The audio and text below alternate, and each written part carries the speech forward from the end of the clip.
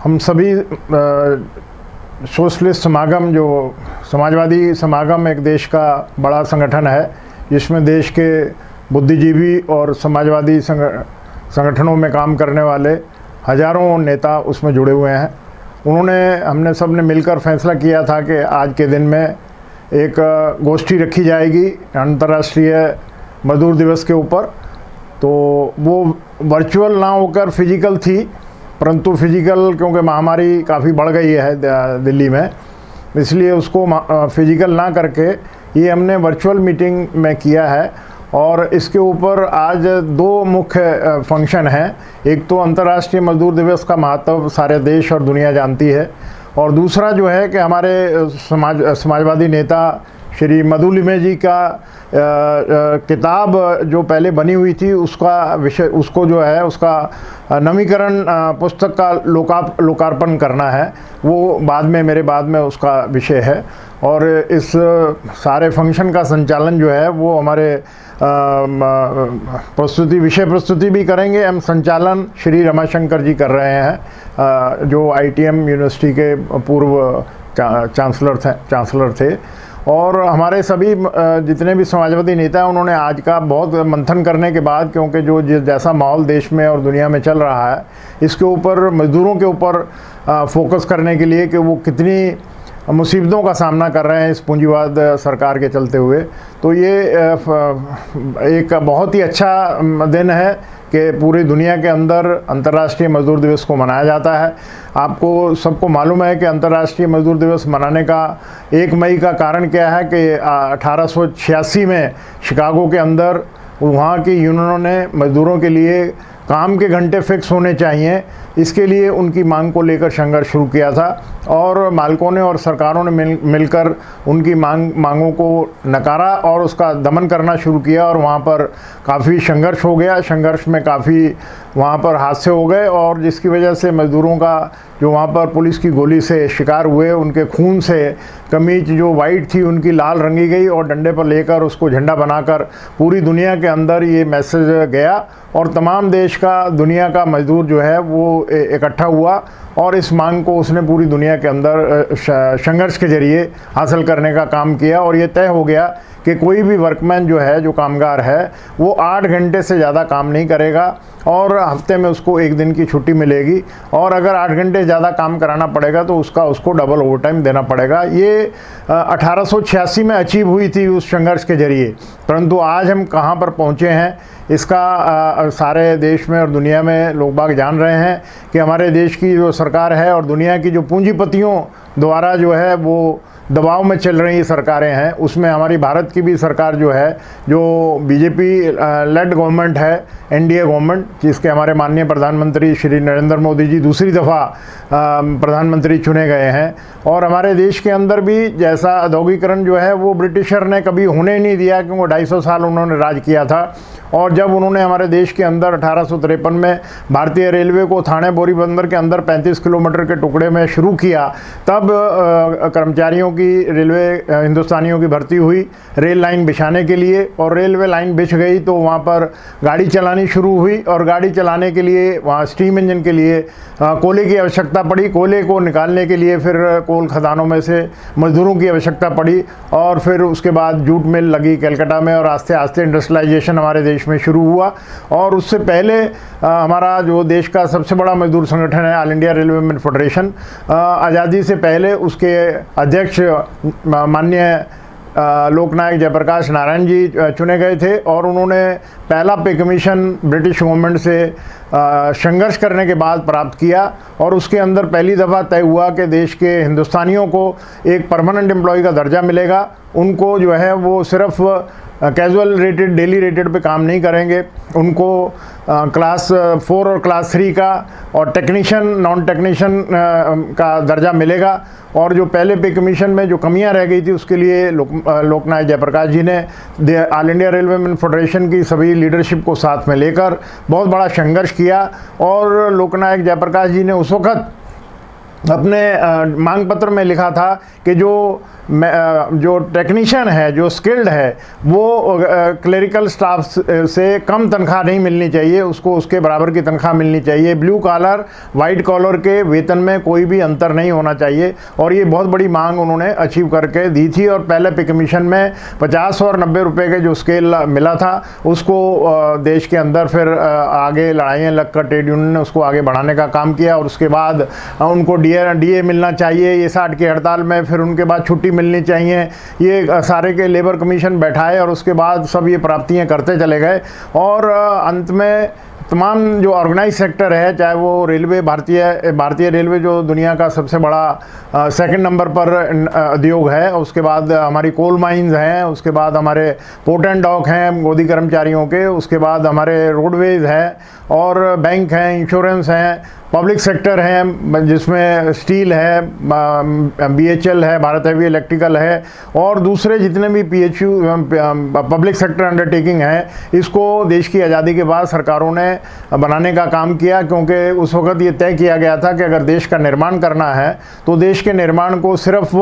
Public sector, government sector ही कर सकता है। प्राइवेट सेक्टर के पास इतना पैसा नहीं है कि वो देश की आज़ादी के बाद देश का निर्माण कर पाए। तो देश की आज़ादी के बाद देश के पब्लिक सेक्टर, गवर्नमेंट सेक्टर ने, उनके कर्मचारियों ने अपनी खून पसीने की कमाई से इस देश की तरक्की में अपना योगदान दिया, और आगे संघर्ष चलता गया। और जो हमारी मांगें थी उनको संघर्ष के जरिए, जैसे गवर्नमेंट एम्प्लॉय की 60 में हड़ताल हुई है, उसके बाद 68 में हुई है, फिर रेलवे की 74 में हड़ताल हुई है, उसके बाद कोई बड़ी हड़ताल हमारे देश में हुई नहीं है। और वो बातचीत के जरिए ही सारी हमारी मांगें जो हैं वो हमारे को मिलती रही। और उस वक्त के all India railway man federation की लीडरशिप जयप्रकाश नारायण जी ने ये समझौता कर लिया। समझौता करने के बाद ये अचीवमेंट की कि मजदूर जो है वो सड़क पर ना आए और हड़तालों पर ना जाए, इसलिए उनके लिए परमानेंट नेगोशिएशन मशीनरी होनी चाहिए, जिसको PNM शॉर्ट में बोलते हैं। वो द्विपक्षीय वार्ता है मैनेजमेंट और यूनियन के बीच में, और उसके अंदर सब जो उनकी चुनी हुई मांग है जो उनको मिलनी चाहिए, उसके ऊपर बहस करने के जरिए, मीटिंग के जरिए, वार्ता के जरिए, द्विपक्षीय वार्ता में वो सारी की सारी मामले सेटल होते हैं। और ऐसे ही उसमें अवार्ड पहले बनाए गए जो ट्रिब्यूनल के अंदर जाते थे, और ट्रिब्यूनल सुनने के बाद वर्कर को और गवर्नमेंट को अपने अवार्ड देते थे, वो रेलवे में लागू होते थे। All India railway man federation की लीडरशिप ने सारा अचीव करके वर्करों को दिया। और गवर्नमेंट एम्प्लॉय की खास तौर पर परमानेंट नेगोशिएशन मशीनरी का गठन करवाया, ताकि गवर्नमेंट से सरकारी कर्मचारी आपस में कोई मतभेद ना हो और आपस में कोई टकराव ना हो। और वो JCM के जरिए अभी तक सरकारी कर्मचारियों की मांगें जो हैं वो डिस्कस होती रही, अचीव होती रही। परंतु आस्ते आस्ते हमारे देश की सरकार ने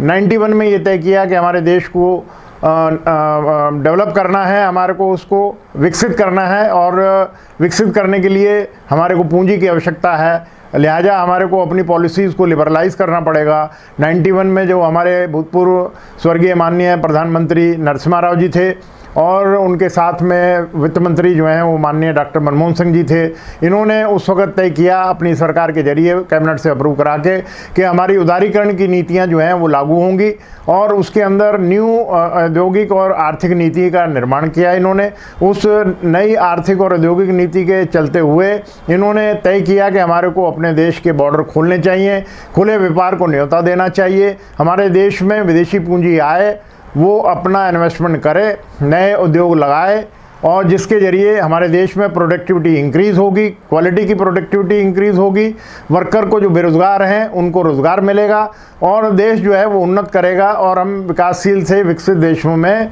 हमारी गिनती हो जाएगी। ऐसा गवर्नमेंट ने उस वक्त के टाइम पर प्रचार किया गया था। परंतु इस उदारीकरण की नीतियों ने हमारे देश के अंदर जो एक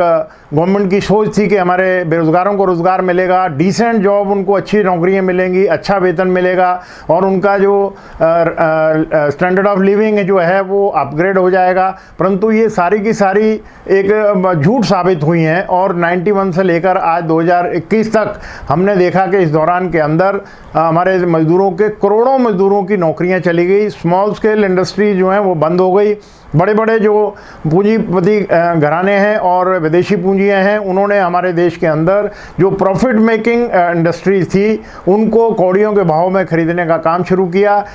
और जैसे हमारे छत्तीसगढ़ के अंदर बाल्को कंपनी है, पहले उसको उस वक्त की सरकार ने कौड़ियों के भाव में विदेशी कंपनी को बेचने का काम किया। हजारों कर्मचारी जो हैं वो नौकरी से उनको निकाल दिया गया गोल्डन हैंडशेक के जरिए, या उनको कंपलसरी रिटायरमेंट करके, या उनको रिमूव करके नौकरियों से निकाला और उनको ट्रिम करके वो सारी की सारी प्रॉफिट मेकिंग इंडस्ट्रियाँ हैंडओवर की। उसके बाद में इसी तरीके से मॉडर्न फूड इंडस्ट्री को, जिसके 22 प्लांट थे हिंदुस्तान में, उसको भी उन्होंने कौड़ियों के भाव में बेचने का 102 करोड़ में 22 प्लांटों को देने का काम किया। दिल्ली के अंदर जो लॉरेंस रोड पे प्लांट है वो उसकी कीमत एक फ्री इंडिपेंडेंट एजेंसी ने नापी तो वो 200 करोड़ रुपए का एक ही प्लांट है, इतनी लैंड और उसकी मशीनरी वहाँ पर थी। और इसके बाद काफ़ी देश के अंदर मजबूती से डेमोन्स्ट्रेशन, एजिटेशन, धरने, जुलूस चले और उस वक्त के प्रधानमंत्री माननीय अटल बिहारी वाजपेयी जी को डेलीगेशन हमारे हिंद मजदूर सभा के जो उस वक्त के जनरल सेक्रेटरी कामराम पुरोहित ने जाकर ये बात सभी मजदूर संगठनों की तरफ से समझाने का काम किया कि इस तरीके से देश को बेचना बंद करना चाहिए और ये हमारे देश के अंदर हमारे को नौकरियाँ नहीं देने आए हैं, हमारे लगे हुए प्लांटों को जो प्रॉफिट मेकिंग है उनको कौड़ियों के भाव में खरीद रहे हैं। उसके ऊपर कमीशन बैठा और उसके बाद वो 102 से 147 करोड़ में सारा मॉडर्न फूड इंडस्ट्री उनके पास चला गया। और इस तरीके से जो गवर्नमेंट का सोच थी कि भाई हमारे को जो है वो फास्टर इकोनॉमिक ग्रोथ के लिए अपनी पॉलिसीज़ को लिबरलाइज करना है, तो वो फास्टर इकोनॉमिक ग्रोथ जो है वो बिल्कुल झूठ साबित हुई है। जो नई आर्थिक और औद्योगिक नीति थी उसकी वजह से बजाय कि हमारे इंडस्ट्री देश के अंदर और लगती और लोगों को रोजगार मिलता, हमारे देश के अंदर अच्छा उत्पादन और बढ़ता और हमारे देश के अंदर आगे उन्नति होते हुए भी हम विकसित हो जाते। परंतु इस दौरान में 1921 तक इस नई नीतियों के, उदारीकरण की नीतियों के चलते देश के अंदर बेरोजगारी बढ़ी है, लोगों के रोज़गार चले गए हैं और जो रेगुलर जॉब हैं वो कम हो गई हैं और डेली बेसिस पर जॉबें बढ़ गई हैं और उनके तनख्वाह में बहुत गिरावट आ गई है। और उसके अंदर फिक्स टर्म अपॉइंटमेंट अभी जो इस गवर्नमेंट ने जो हमारे 29 कानूनों को बदलकर 4 कोड में ले आए हैं और उस 4 कोड में लाने पर बिना हमारे से बात किए हुए,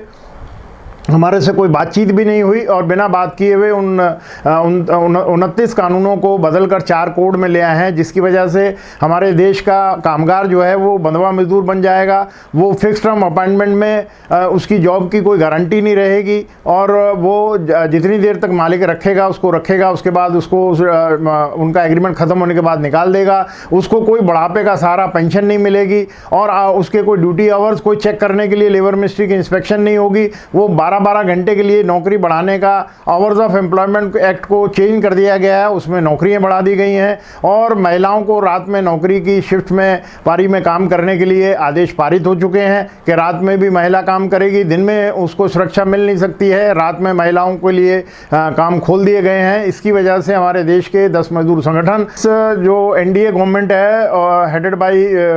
बीजेपी, जो माननीय प्रधानमंत्री नरेंद्र मोदी जी हैं, उनके नेतृत्व में मजदूरों के हकों के ऊपर ज़बरदस्त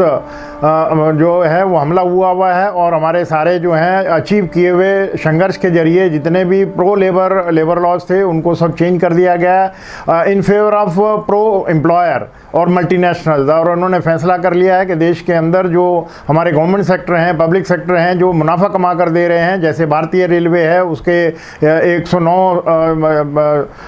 रूट के ऊपर 150 गाड़ियों को बेचने का उन्होंने तय कर लिया है और हमारे 600 स्टेशनों को मॉडर्नाइजेशन के नाम से उनको 99 ईयर की लीज के ऊपर देने का उन्होंने फैसला कर लिया है। हमारे जितने प्रोडक्शन यूनिट हैं रेलवे के अंदर, जो इंजन बनाते हैं, कोचेज़ बनाते हैं, जो वर्ल्ड के अंदर कम्पीट करने की काबिलियत रखते हैं, उनको भी कॉर्पोरेटाइज करके प्राइवेट हाथों में देने का काम कर दिया है। हमारे इसी तरीके से डिफेंस के 41 फैक्ट्री जो रक्षा के सामान सौदे बनाते हैं, जो देश की रक्षा के लिए काम आते हैं, उनको भी कॉर्पोरेटाइज करके प्राइवेटाइजेशन की तरफ काम भेजने का काम कर रहे हैं। ऐसे ही हमारी कोल माइन है, उनके 500 ब्लॉक को बेचने का प्रधानमंत्री जी ने खुद उद्घाटन किया है और उसके लिए 50,000 करोड़ रुपया टैक्स पेयर की मनी से, जनरल फंड से वहाँ पर इन्वेस्ट कर रहे हैं इंफ्रास्ट्रक्चर क्रिएट करने के लिए। वो नौकरियाँ जो देंगे वो दिहाड़ी पे नौकरी देंगे और दिहाड़ी पर मिनिमम वेज भी उसको मिलेगा नहीं, और 12 घंटे 14 घंटे उनसे काम लेंगे। उनकी वर्कर के हेल्थ के ऊपर बहुत बड़ा फर्क पड़ेगा, ड्यूटी पे चोट लग जाएगी, मर जाएगा, उसका कोई उनको मुआवजा नहीं मिलेगा, उसके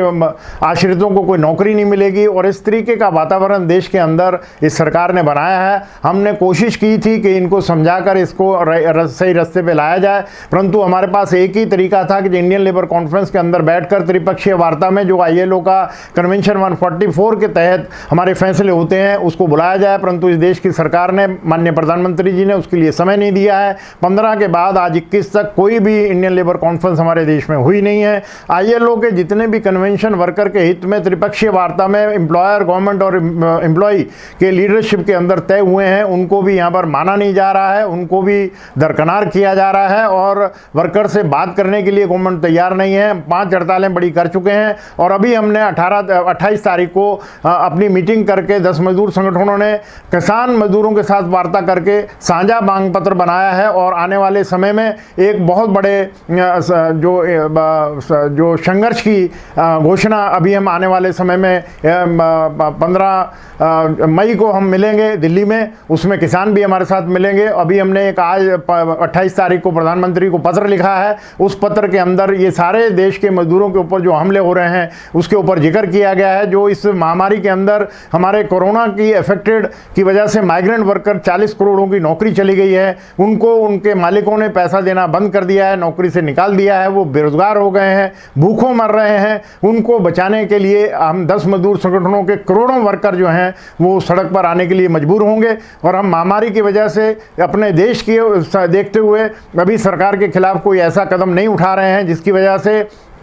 देश में महामारी फैले और सरकार के लिए प्रॉब्लम खड़ी हो। परंतु सरकार को ये बात सोचनी चाहिए और बैठकर किसानों का, मजदूरों के जितने भी जायज़ मांगे हैं, उनके 3 बिल जो इन्होंने बनाए हैं नए, जो किसान नहीं चाहते हैं, ज़बरदस्ती थोपना चाहते हैं, और एसेंशियल कमोडिटी एक्ट को, उनकी लिमिट को ख़त्म करके भंडारण का जो है वो ठेका मालिकों को देना चाहते हैं और देश में अडानी और अंबानी को पूरा देश जो है उनके गिरवी रखना चाहते हैं। एयरपोर्ट बेच दिए हैं, बंदरगाह बेच रहे हैं, रेलवे बेच रहे हैं, कोल बेच रहे हैं, LIC बेच दिया है, एयर इंडिया बेच रहे हैं और इसी तरीके से बैंकों का मर्ज करके निजीकरण कर रहे हैं। PSU जो है हमारा भारत पेट्रोलियम को प्रॉफिट मेकिंग इंडस्ट्री थी उसको बेच दिया है, MTNL बेच दिया, BSNL बेच दिया। पूरे देश के पब्लिक सेक्टर जो 76 PSUs हैं उनको बेचने का काम कर रहे हैं। हम सरकार को अपील करते हैं इस आज अंतर्राष्ट्रीय मजदूर दिवस के प्लेटफॉर्म से कि आप इस तरीके की मजदूर विरोधी नीतियों को बाज आएं लागू करने से और हमारे से वार्ता करके इंडियन लेबर कॉन्फ्रेंस को बुलाएं और उसमें वार्ता करके हमारी मांगों का समर्थन साथ में समझौता करें और ये जो 4 कोड बनाए इनको वापस लें और ऐसे किसानों के जो 3 बिल लाए हैं और उनका मिनिमम सपोर्ट प्राइस का जो उनका लॉ बनाना है और जो इलेक्ट्रिक का बिल उनका लाया है उनका समझौता करके उस मांग को खटाएं। वो 5 महीने से हमारे दिल्ली के धरनों पर बैठे हैं, सारी सर्दी उनके ऊपर निकल गई है, अभी गर्मी में वो वहाँ पर बैठे हैं। 90 साल के बूढ़े से लेकर 2 महीने तक का बच्चा औरतों के साथ वहाँ पर बैठा हुआ है। ये हमारे द्वारा चुनी हुई सरकार, प्रजातांत्रिक तरीके से चुनी हुई सरकार, अगर ये इस तरीके का डिक्टेटरशिप देश में लाने की कोशिश करेगी, जो अभी कोरोना के अंदर पैंडेमिक में सरकार बिल्कुल फेल हुई है देश के नागरिकों की जान को बचाने के लिए, वो भूखों मर रहे हैं और बीमारी से मर रहे हैं। कहीं हॉस्पिटल में उनको एडमिशन नहीं मिल रहा है, उनके लिए वेंटिलेटर नहीं है, उनके लिए ऑक्सीजन नहीं है, उनके लिए ICU बेड नहीं है और हमारे देश में, आज़ाद देश में 73 साल आज़ादी को हो गए, इस तरीके से हमारा देश का नागरिक जो है वो मर रहा है। इस उम्मीद से इनको वोट नहीं दी थी, इस नीयत से इनको पावर में नहीं लाए थे, जो इन्होंने वायदे किए थे वो सब भूल गए हैं और पूंजीपतियों के दबाव में सारा देश बेचने के लिए कोशिश कर रहे हैं। परंतु ये ज़्यादा देर तक देश की जनता बर्दाश्त नहीं करेगी। आने वाले समय में इन सारी मजदूर विरोधी, किसान विरोधी, देश की जनता विरोधी, नागरिक विरोधी की जो नीतियां हैं इसका खामियाजा इनको भुगतना पड़ेगा। ये मैं अंतर्राष्ट्रीय मजदूर दिवस पर देश के 54 करोड़ नागरिकों को, मजदूरों को और देश के 135 करोड़ नागरिकों को मैसेज देना चाहता हूं कि वो सारे मतभेद भुलाकर अपनी मांगों के लिए एक मंच पर इकट्ठा हों। इनकलाब जिंदाबाद। धन्यवाद। अगर आप ये वीडियो YouTube पर देख रहे हैं तो हमारे चैनल को सब्सक्राइब करें और बेल आइकन को दबाना ना भूलें। अगर आप Facebook पर यह वीडियो देख रहे हैं तो हमारे पेज को लाइक करें